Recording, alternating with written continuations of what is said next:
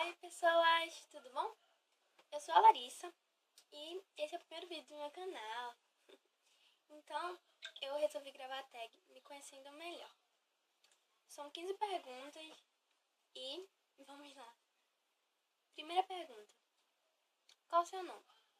Meu nome é Larissa Regina Torres Pereira. Não é grande, mas também não é tão pequeno. Quantos anos você tem? 17. Eu tenho 15 e vou fazer 16 agora em agosto.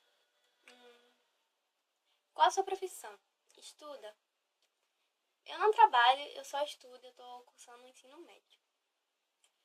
Por que escolheu esse nome pro canal e pro blog? O nome do meu blog é Papo de Garota, então não tem muito a ver com o canal, mas é a mesma coisa. Meu intuito é o mesmo. Na verdade, eu criei o canal para agregar valores ao meu blog. Tem tatuagem? Qual o significado? Se arrepende? Não, eu não tenho tatuagem, eu sou de menor, não posso fazer tatuagem. A menos que minha mãe dê permissão, coisa que nunca vai acontecer.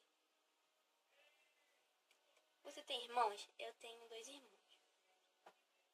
Você já morou ou gostaria de morar fora do Brasil?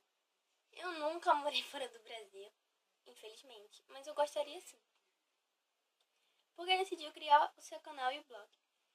Eu criei o canal e o blog com o intuito de ter um cantinho pra mim, sabe? Um cantinho pra me expressar, pra eu falar sobre coisas legais, temas divertidos e tal. E tudo mais. Qual a parte do seu corpo você mais gosta? Meu cabelo.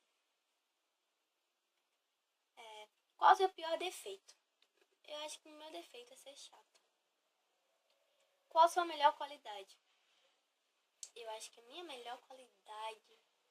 Deixa eu pensar. Acho que é ser amiga. Sei lá, acho que é. Quando você faz aniversário, qual o seu signo? Como eu disse, meu aniversário é agora em agosto. E meu signo é leão. Que frase te define? A vida é curta, então curta. Agora a última perguntinha. Qual o seu objetivo na vida? Pretende ter filhos, casar? Meu objetivo na vida é conseguir realizar tudo o que eu quero e ter muito tempo para isso. E também eu pretendo sim casar e ter filhos. E bom, meninas, esse foi o vídeo. Meninas e meninas. Esse foi o primeiro vídeo do canal. Espero que não tenha ficado muito grande, nem muito curto. Espero que vocês gostem e que se inscrevam no meu canal, dê um joinha e um grande beijo e até a próxima.